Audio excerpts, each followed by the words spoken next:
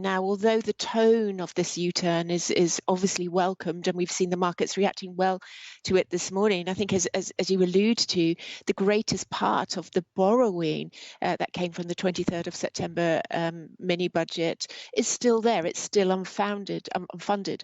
Now, we have had lots of whispers, lots of talk, lots of speculation over the last few sessions that the government will be looking again at the other side of the ledger, trying to work out what else it could cut in terms of balancing the books. But that, I think we all understand, is not going to be easy. It may not be popular either. So there is a lot of pressure here. We've got to remember that the gilt market is being supported by that extraordinary intervention from the Bank of England.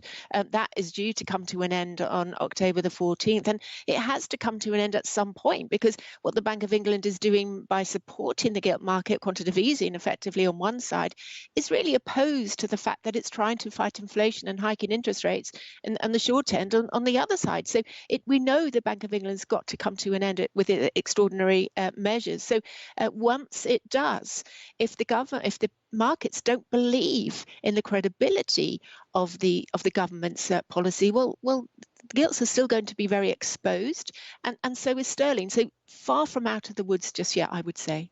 Jane, on that note, I wonder whether this U-turn from the government helps or hinders the credibility of the government in the market's eyes. Because on the one hand, you can argue this is great, that the government is, quote unquote, listening to the pushback. But on the other hand, it didn't take much for them to backtrack on this massive plan that they just announced.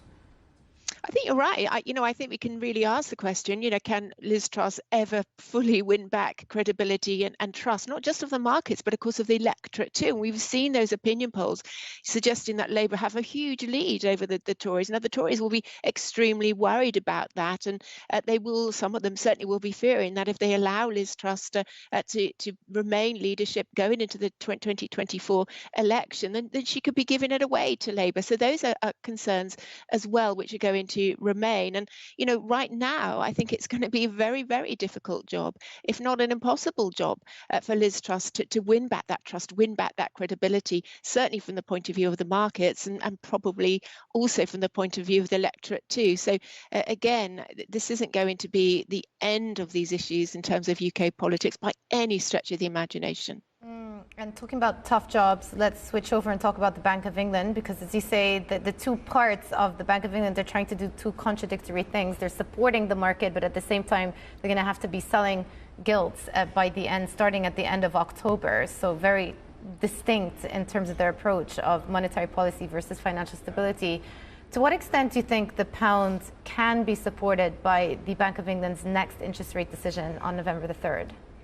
Well, the Bank of England have been finding it difficult to support sterling, at least since their May interest rate hike. Again, they hiked as expected. That in May it was 25 basis points. Sterling went down, and like various other G10 central banks, interest rate hikes, which have been coming at greater increments or bigger increments, have not necessarily been supportive of the currency. Now, that is largely, of course, because of the mighty dollar and those big interest rate hikes expected from the Fed. But I think in terms of the UK, I think there's a little bit of a credibility issue here. And again, it comes back to your original question, this current account deficit. This is really important, because if international investors, that need to fund this current account deficit don't like the lineup of fundamentals that they see, then they're not going to, want to fund that deficit unless UK assets cheapen. And that, of course, is the dynamic that we've been seeing for a while, but most dramatically, of course, since that mini budget.